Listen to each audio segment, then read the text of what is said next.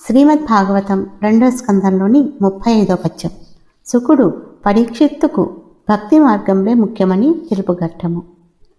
వినుమంబోజపవుండు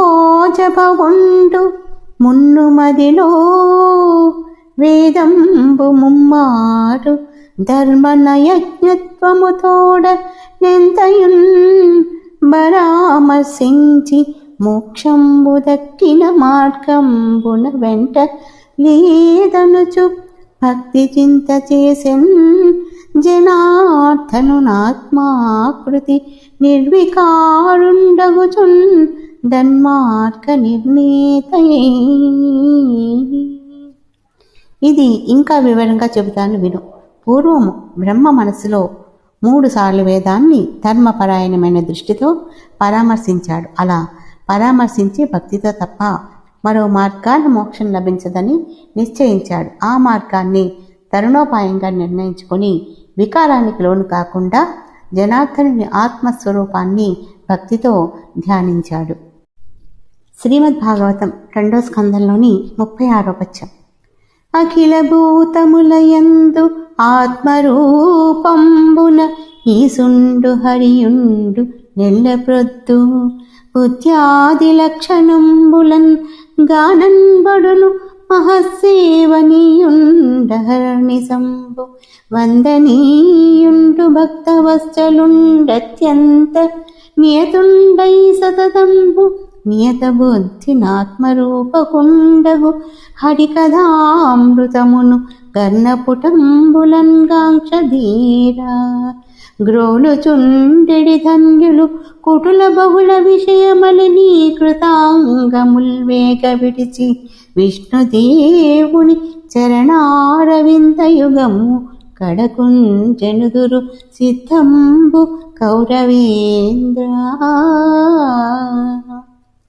జగదీశ్వరుడైన శ్రీహరి సమస్త ప్రాణులలో సదా ఆత్మస్వరూపుడై ఉన్నాడు.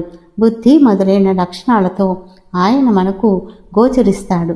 పెద్దలకు ఆయన సేవింపదగినవాడు, సమస్త వేళలా నమస్కరింపదగినవాడు, భక్తుల మీద వాత్సల్యం కురిపించేవాడు, నియమనిష్టలు కలిగి ఏకాగ్రమైన బుద్ధితో ఆత్మస్వరూపుండై శ్రీహరి కథా సుధా పూరాన్ని తనివి తీరా చెవులారా గ్రోలేవారు ధన్యులు. అటువంటి వారు కుటిలమైన పలు విషయాలలో దూషితాలైన తమ శరీరాలను త్వరగా త్యజించి విష్ణుదేవుని పాద పద్మాలను చేరుకుంటారు. కౌరవనాథ, ఇది నిజం.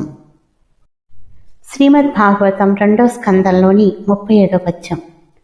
మానుష జన్మము నొందిన మానవులకు లభ్యమాన మరణులకు మహాజ్ఞానులకున్ జయవలయు విధానము నిగదింపబడే ధరణీనాథా.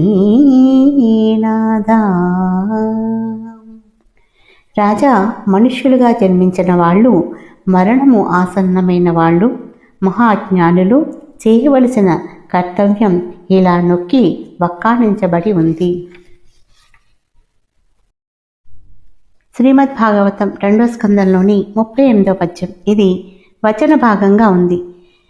వీను బ్రహ్మవచ్చస్సును కోరేవారు వేద పాలకుడైన చతుర్ముఖ బ్రహ్మను సేవించాలి. అలాగే ఇంద్రియ శక్తి కాంక్షించేవాడు ఇంద్రుణ్ణి, సంతానం అభిలషించేవాడు దక్షుడు మొదలైన ప్రజాపతులను, భోజనం ఆశించేవాడు అతిథిని పూజించాలి. స్వర్గం వాంఛించేవాడు ఆదిత్యులను, రాజ్యాభిలాష కలవాడు విశ్వదేవతలను, దేశ ప్రజలను స్వాధీనం చేసుకొని కోరేవాడు సాధ్యులను, సిరిని వరించేవాడు దుర్గను ఉపాసించాలి. తేజస్సు కోరేవాడు అగ్నిని, ధనాభిలాష పశువులను, వీర్యం అర్థించేవాడు రుద్రులను, ఆయువు కోరేవాడు అశ్విని దేవతలను, పుష్టి కావాలనుకునేవాడు భూమిని అర్చించాలి. ప్రతిష్టను ఆపేక్షించేవాడు లోకమాతలైన ఆకాశ భూదేవతలను, అందం కోరేవాడు గంధర్వులను, వనితలపై వాంఛ కలవాడు అప్సరస అయిన ఊర్వశిని, సర్వాధికారం కాంక్షించేవాడు పరమేష్ఠిని భజించాలి. కీర్తి కోరేవాడు యజ్ఞమూర్తి అయిన విష్ణువును, విత్తం ఆశించేవాడు ప్రచేతసుని, విద్యపై కోరిక కలవాడు శివుణ్ణి, దాంపత్య సుఖం అర్థించేవాడు పార్వతిని కొలవాలి. ధర్మార్థాలపై అభిలాష కలవాడు పుణ్యచరితుడైన విష్ణువును, సంతానం కోరేవారు పితృదేవతలను, రక్షణ కాంక్షించేవాడు, యక్షులను బలం కోరేవాడు, మరుద్గణాలను రాజరికం కావాలనుకునేవాడు, మను రూపంలో ఉన్న దేవతలను శత్రు మరణం వాంఛించేవాడు, నివృత్తిని భోగాలను అభిలషించేవాడు చంద్రుణ్ణి ఆరాధించాలి. శ్రీమద్ భాగవతం 2వ స్కందంలోని 39వ పద్యం. కామింపకయును సర్వమున్ గామించియునైన ముక్తిన్ గామించి తగన్ నోమించి పరమ పురుషుని నేమించి భజించు తత్వనిపుణుండరిపా. నరేంద్ర, పైన చెప్పిన వాటినన్నిటినీ కోరినా కోరకపోయినా తత్వం తెలిసిన వాడు మోక్షం మాత్రం తప్పక కోరుతాడు. హృదయంలో పరమేశ్వరుని ప్రతిష్ఠించి భజిస్తాడు. శ్రీమద్ భాగవతం 2వ స్కందంలోని 40వ పద్యం. అమరేంద్రాదులన్ గొల్చు భంగి జనుండాయబ్జాక్షు సేవింపగా విమల జ్ఞాన విరక్తి ముక్తులొదవున్ వేయేలబునాద తత్కమలాదీస కథాసుధారస నదీ కల్లోలమాలా పరిభ్రమమెవ్వారికి నైనన్ కర్ణయుగళీ పర్వంబు గాకుండునే. పై కోరికలతో ఇంద్రుడు మొదలైన వారిని సేవించినట్లే పద్మనేత్రుడైన విష్ణువుని భజిస్తే నిర్మలమైన జ్ఞానము, వైరాగ్యము, మోక్షము సిద్ధిస్తాయి. రాజా, పలు మాటలెందుకు? ఆ లక్ష్మీనాథుని కథ ప్రసంగాలనే నదీ తరంగాలలో ఓలాడడం కంటే అదృష్టం ఏముంటుంది? శ్రీహరి కథలు ఎవరికైనా చెవుల పండువక్క చేయకుండా ఉంటాయా? శ్రీమద్ భాగవతంలోని 41వ పద్యం. ఇది వచన భాగంగా ఉంది. అని ఇట్లు రాజునకు శకుండు చెప్పెననిన విని సౌనకుండు సూతునకిట్లనియే.